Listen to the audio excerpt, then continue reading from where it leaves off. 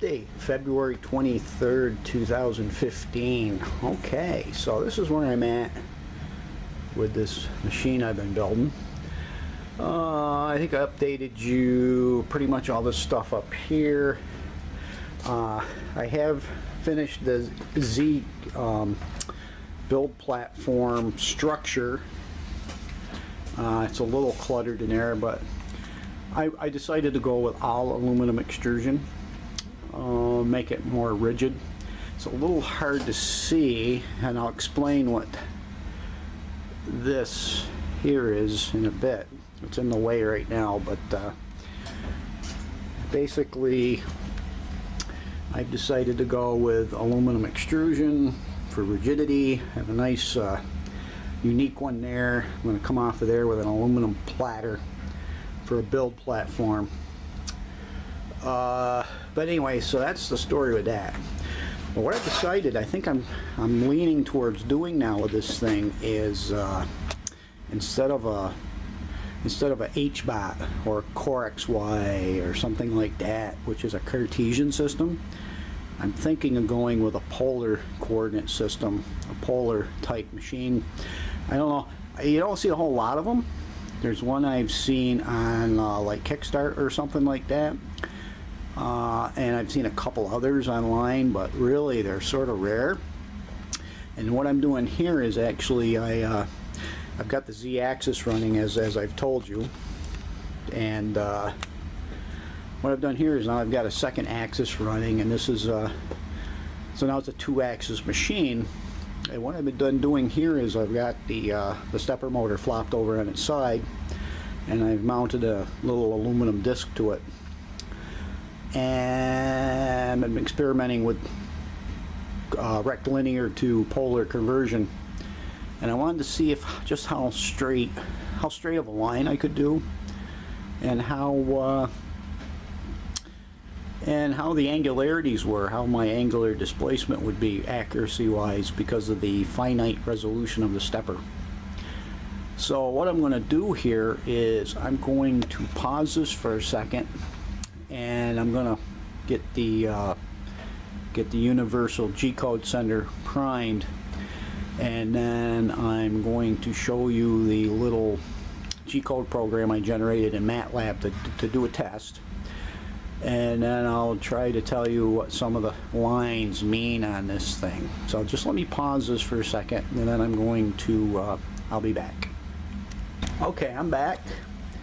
So what I'm going to see here, is a test.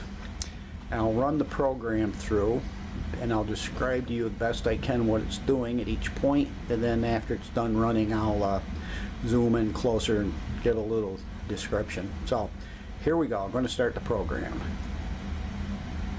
I thought I was going to start the program. Here we go.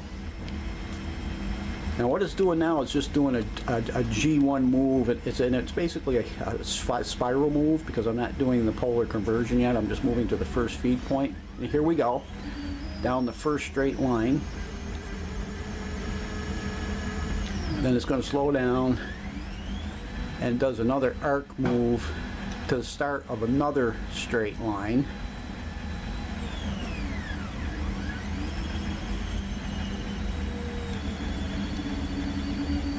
And these lines, and there we go. So now let me pause it again, and I'll get this pencil out of the way and zoom in on the platter and describe what just happened. Okay, so now I'm back, and I'm going to just bring the Z-axis up. Make sure I'm going in the right direction. There we go. Get the pencil out of the way. And maybe I'll try to come over here, and when this thing's done running, I'll zoom in on it a little bit and do a little show and tell.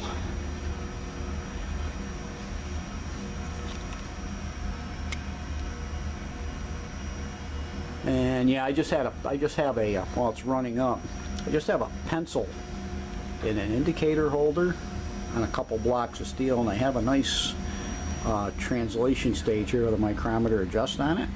Very nice. That I use to feed the pencil in, as in lieu of a third axis at this point. Okay, so let me zoom in here. Get around here a little bit better. Sorry for the poor camera work. Let's see if I can zoom in. Okay, so what we have here is we have the arc move up here that it first did. Is it going to focus? Focus, focus, focus. Focus, there we go. There's the arc move right there. It did an arc move, then it did a straight line move, which was actually a series of Z-axis moves and rotary moves.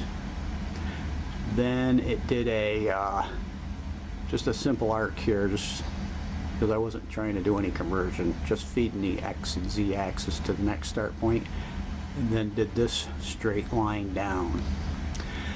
And these lines, this line, the second line, and the first line should be at right angles, should be perpendicular and straight, and just visually they seem to be pretty good, actually.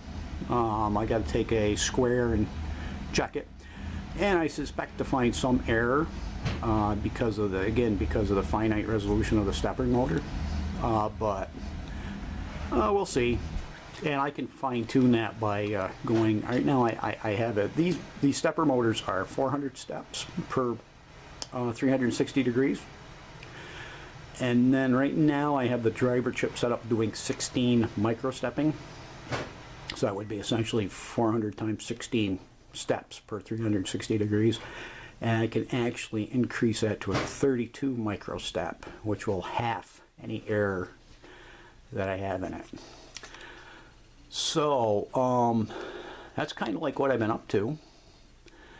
If you have any questions, I might do a video on Cartesian / rectangular coordinate systems compared to polar coordinate systems in the conversion process.